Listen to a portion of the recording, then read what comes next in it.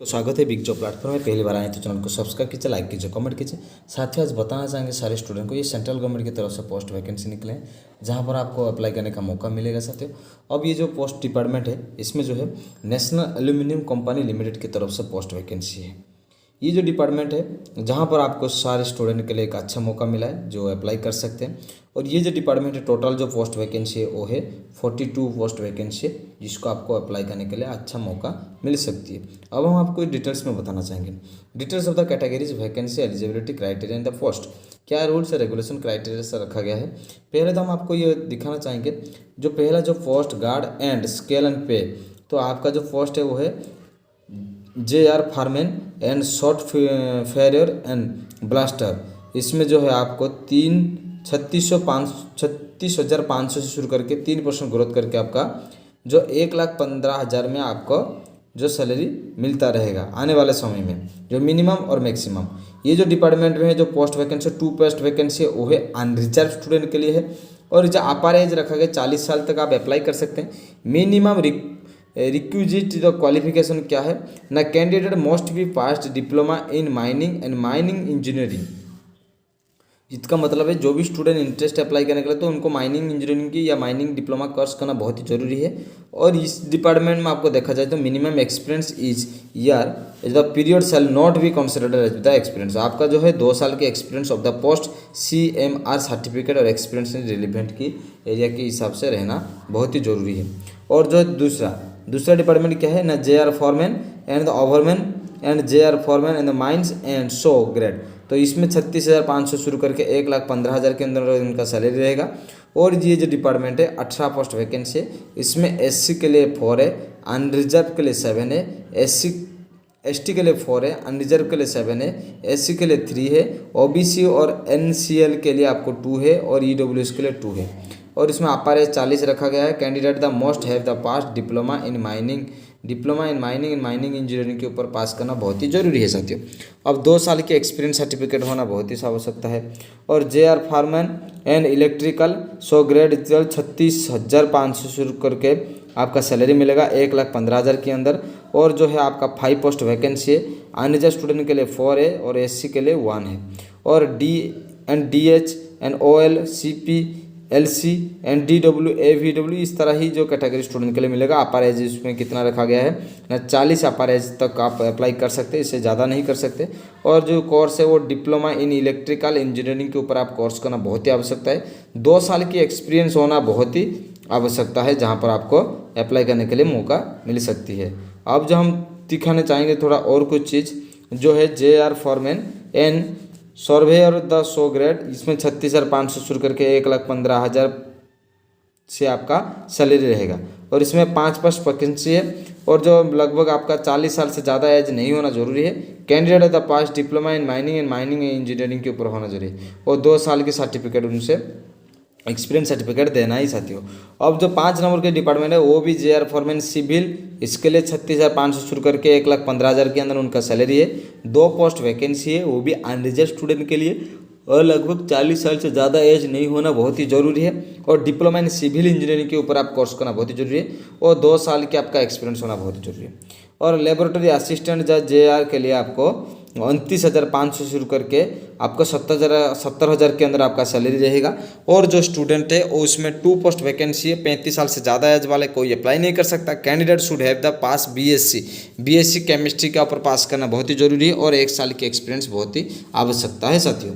अब जो है ड्रेसर एंड कॉम्फास्ट एडियर, तो ये जो है ड्रेसर कॉम्फास्ट इसमें जो है 27,300 शुरू करके 65,000 उनका सैलरी होना जरूरी है।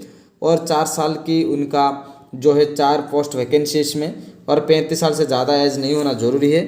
HSC की रिगार्ड आप जो रिकॉग्नाइज यूनिवर्सिटी बोर्ड होना बहुत ही जरूरी है। और 2 साल की एक्सपीरियंस होना बहुत ही आवश्यकता है। और नॉस JR इनके लिए 29,500 शुरू करके 70,000 के अंदर उनका सैलरी होना जरूरी है। 4 पोस्ट इसमें वैकेंसी है। 35 साल से ज़्यादा एज नहीं होना जरूरी है। मैट्रिक एंड हायर पास होना बहुत ही आवश्यकता है साथियों।